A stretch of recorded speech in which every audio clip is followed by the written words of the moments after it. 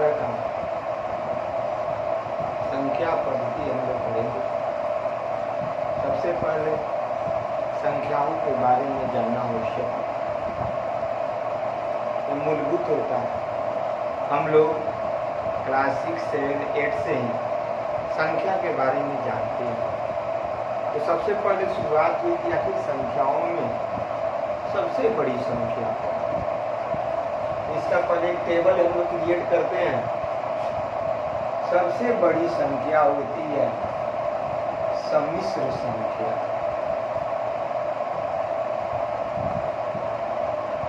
इसको हम लोग इंग्लिश में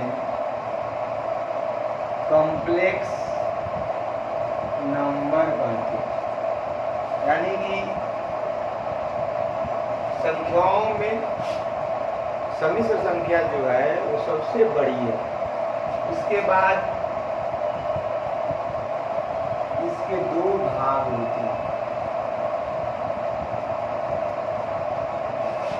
दो भाग होते हैं। पहला भाग होता है काल्पनिक संख्या,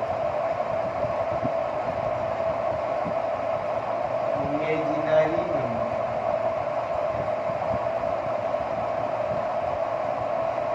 और दूसरा भाग होता है वास्तविक संख्या,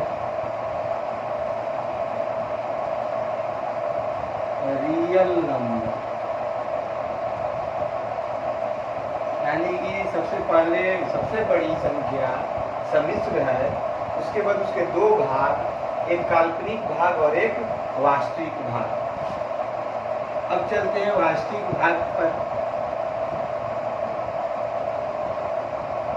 तो वास्तविक भाग पर के दो भाग में बटी। एक को हम लोग अपरिमेय संख्या कहते हैं और दूसरे भाग को परिमेय संख्या कहते हैं। रेशनल नंबर और दूसरा भाग में इरेशनल नंबर।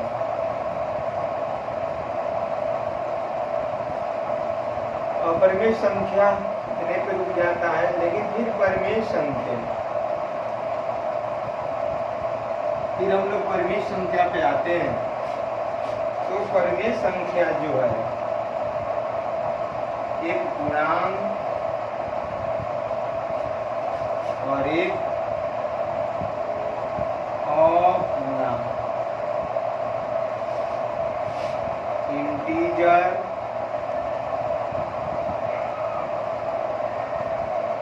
और नॉन इंटीजर। फिर पूर्णांक जो है वो तीन भाग में।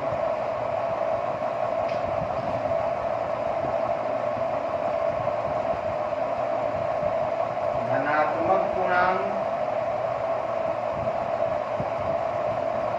पॉजिटिव इंटीजर, दूसरा भाग ऋणात्मक पूर्णांक, जिसको हम लोग निगेटिव इंटीजर, और तीसरा भाग जिसमें जीरो शेष है।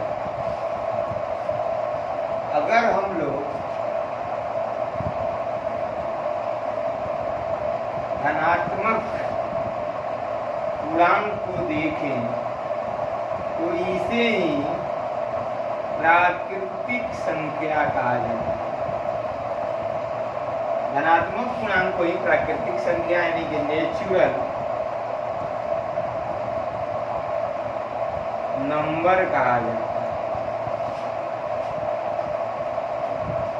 तो खाका तैयार कर लीजिए पहले, उसके बाद आगे बढ़ते हैं।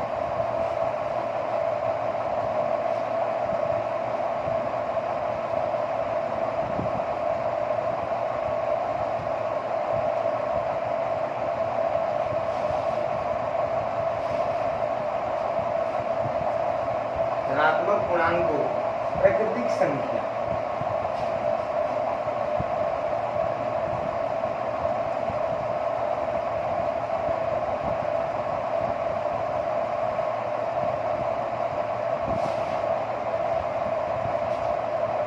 उसके बाद अगर हम लोग धनात्मक पूर्णांक में 0 को ऐड कर दें तो अब हम लोग क्या कहते हैं, पूर्णांक संख्या या पूर्णांक कहते हैं। यानी कि धनात्मक पूर्णांक प्लस 0 ही पूर्णांक है, होल नंबर है।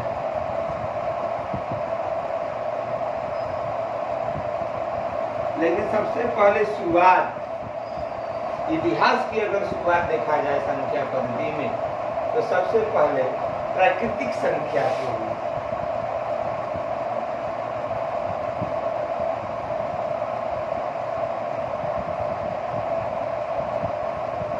नेचुरल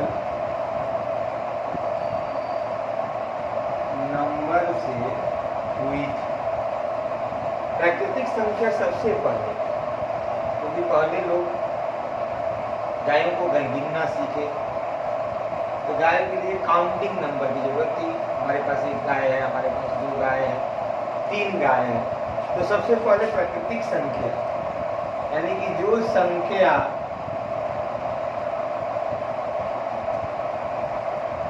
प्राकृतिक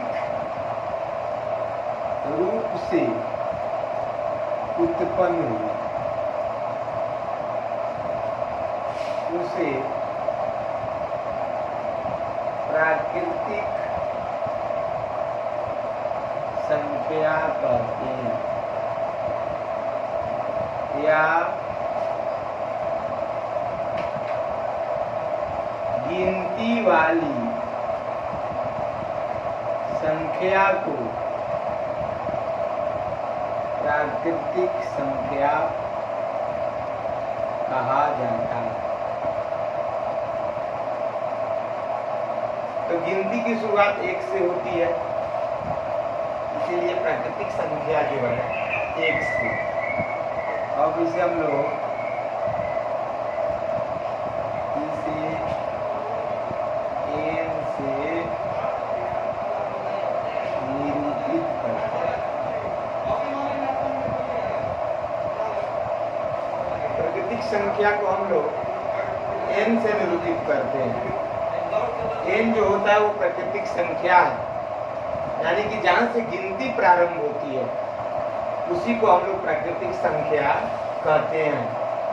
अर्थात n इक्वल, अगर समुच्चय में देखा जाए तो 1, 2, 3, 4, 5 और ये कहाँ तक, अनंत।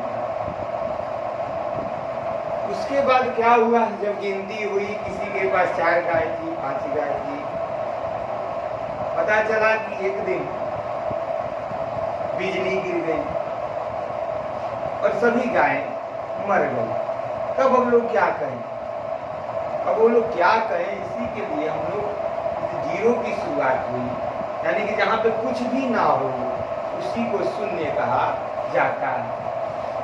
यानी कि जब हम लोग गिनती देखे तो जब गिनती, मान लीजिए कि पहले 3 गाय थी, 1 गाय मर गई तो 2 बची, 2 में मर गई तो 1 बची, और 1 भी खत्म हो गई तो क्या बचा। तब हमने शून्य का आविष्कार देखा, और शून्य के आविष्कार होने पर अगली संख्या पूर्णांक संख्या बनी। पूर्णांक संख्या, होल नंबर।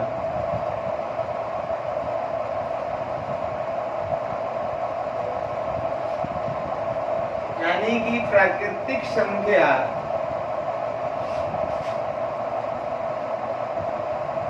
को शून्य से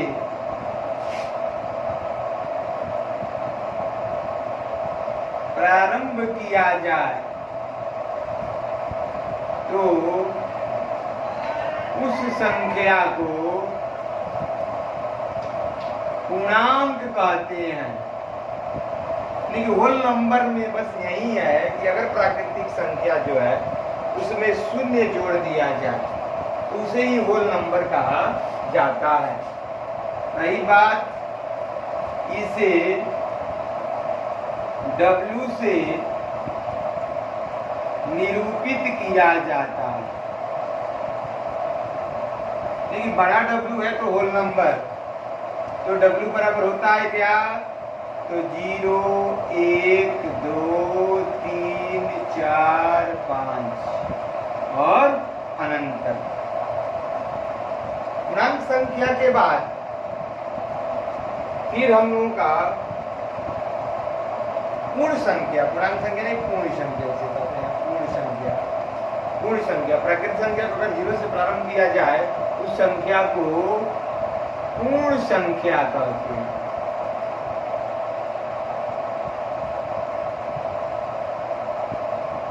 पूर्ण संख्या, पूर्णांक नहीं, पूर्ण संख्या। प्राकृत संख्या को अगर 0 से प्रारंभ किया जाए तो उस संख्या को पूर्ण संख्या कहा जाता है। पूर्ण संख्या के बाद फिर धनात्मक और ऋणात्मक दो बातें जब आ जाती है, यानी कि अगर कोई +1 कहे कभी -1 कहे, यानी कि अगर होल नंबर को देखा जाए तो जो धनात्मक जो यानी कि प्राकृतिक संख्या को अगर ऋणात्मक कर दिया जाए तो जो संख्याओं का एक कम्युनिटी बनता है, समुदाय बनता है, उसी को पूर्णांक कहा जाता है। धनात्मक नहीं, अगर हम लोग कहें कि धनात्मक या प्राकृतिक संख्या के अगर ऋणात्मक रूप से भी देखा जाए तो एक नई समुदाय बनती है, एक नई कम्युनिटी बनती है, उसको हम लोग पूर्णांक कहते हैं। यानी कि पूर्णांक में धन रूप भी दिखाई देता है और ऋण रूप भी दिखाई देता है। तो अगला संख्या है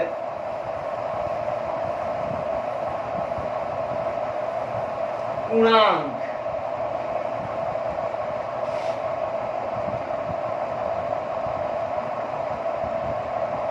पूर्णांक इंटीजर।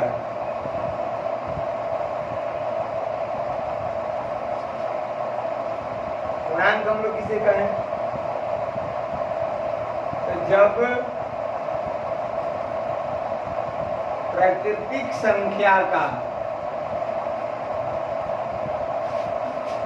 धनात्मक रूप तथा धनात्मक रूप, ऋणात्मक रूप तथा शून्य, जब प्राकृतिक संख्या का धनात्मक रूप, ऋणात्मक रूप तथा शून्य एक साथ कर दिया जाए तो संख्याओं का एक नई पद्धति का निर्माण होता है, जिसे पूर्णांक कहते हैं। यानी कि कह रहा है क्या, पूर्णांक को पहले किसी भी कहते हैं, इसे I या Z से निरूपित किया जाता है।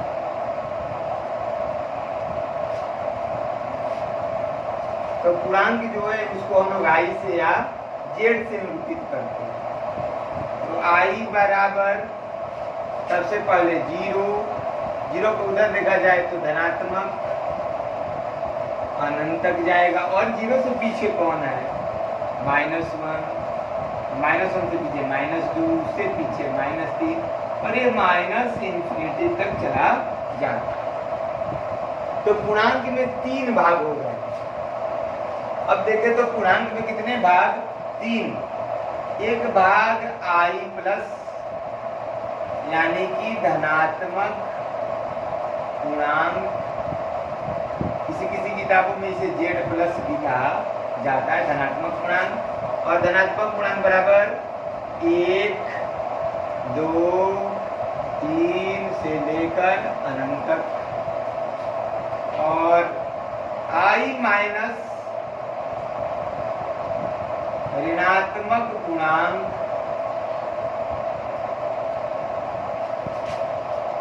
-1, -2, -3 से लेकर अनंत तक, और एक भाग 0।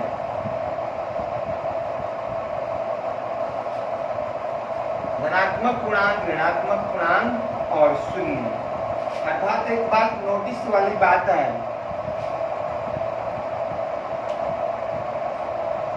एक बात मार्केबल है कि शून्य के बारे में अगर कोई कहे कि शून्य क्या है, धनात्मक पूर्णांक है कि ऋणात्मक पूर्णांक है, तो शून्य के बारे में अगर हम लोग लिखे स्टार देकर, तो शून्य न तो धनात्मक पूर्णांक है और न ही ऋणात्मक पूर्णांक। शून्य न तो धनात्मक होता है पूर्णांक में और न ही ऋणात्मक पूर्णांक है। तो यहाँ पर दो बातें आती है। सबसे पहले अधनात्मक पूर्णांक, किसे हम लोग कहेंगे नॉन पॉजिटिव इंटीजर। तो जो ही अगर नॉन पॉजिटिव इंटीजर की बात हो तो पॉजिटिव पूर्णांक यानी धनात्मक पूर्णांक को छोड़कर, तो धनात्मक पूर्णांक को छोड़ दिया जाए तो 0, -1, -2 से लेकर -∞ तक। और धनात्मक पूर्णांक यानी कि धनात्मक पूर्णांक को छोड़ दिया जाए तो उसी को ही हम लोग अधनात्मक पूर्णांक कहते हैं। उसके बाद एक और बातें होगी अऋणात्मक पूर्णांक।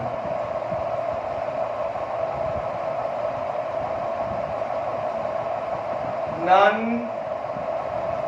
Negative number integer.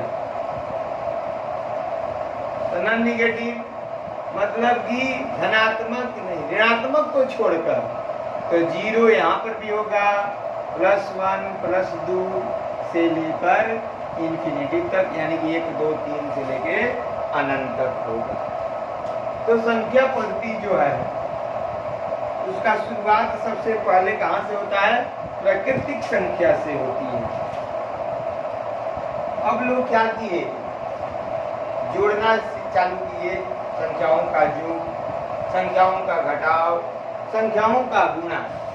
लेकिन तब उन्हें मजा आया जब उन्होंने संख्याओं से भाग देने लगे।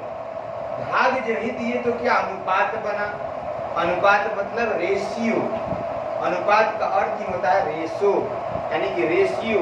और तब एक नई संख्या उत्पन्न हुई जिसका नाम होता है रेशनल नंबर। तो हम लोग जब आगे बढ़ते हैं, क्योंकि हम लोग जब बैठने वाले तो है नहीं, हमारी प्रक्रिया रहती है कि दिनों पर दिन हम आगे की ओर निरंतर बढ़ते रहें। तो ये सारी संख्याओं का होने के बाद, सारी संख्याओं का ज्ञान होने के बाद हमने जोड़ चालू किया, घटाव चालू किया, गुणा चालू किया। लेकिन उनको मजा तब आया जब संख्याओं से भाग दिए, अर्थात रेशियो बनाए, और तब वही नामकरण हुआ रेशनल नंबर। तो अगली संख्या है परिमेय संख्या, रेशनल नंबर। तो रेशनल नंबर देखिए यहाँ पे रेशियो, यहाँ से अगर काट दिया जाए तो रेशियो, रेशियो मतलब क्या होता है? अनुपात। यानी कि अगर हम संख्याओं से भाग दें तो एक नई संख्या बनती है जिसे हम लोग परिमेय संख्या बोलते हैं। यानी कि यहाँ पर अगर परिभाषा देखा जाए, वह संख्या जो P/Q के रूप में होती है,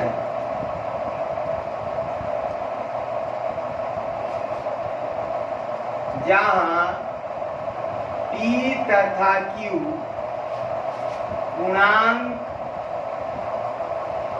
जहां P तथा Q पूर्णांक तथा Q नॉट इक्वल 0 तथा Q नॉट इक्वल 0, उस संख्या को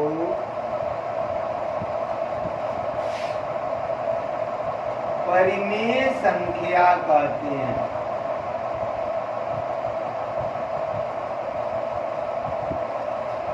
इसे Q से सूचित किया जाता है। तो Q इसे हम लोग Q से सूचित करते हैं। जैसे में 3/2, 5/2, 1/3, ऐसे ऐसे बहुत सारी हैं जो P/Q कहते हैं। 3/2। अब हम लोग क्या किए, भाग देकर दशमलव के रूप में देखें। तो इसको हम लोग 1.5, ये हम भाग देते हैं 2.5। ये अगर हम भाग दें इसका वैल्यू आता है 0.333 ये बार बार आता है। और उसी तरह से एक बार प्लूटो ने 22/7 का भाग देना चालू किया, यानी कि 22 में 7 से भाग देकर देखा तो उसने 3.14287। पहले के लोगों के पास कॉपी पेन तो था नहीं, तो प्लूटो जो था वो घर में बैठकर मिट्टी के रेत से भाग देता था और पीछे की ओर बढ़ते हुए जा रहा था। तो जब 22 में 7 से भाग देना चालू किया, पीछे बढ़ते बढ़ते बढ़ते बढ़ते बहुत दूर तक चला गया, लेकिन कहीं उसको अंत ही ना मिला, यानी कि इसका कोई अंत ही ना हुआ। तब उसने एक नई संख्या बनाया जिसे अपरिमेय संख्या कहा जाता है। यहाँ पर दशमलव के बाद अगर देखा जाए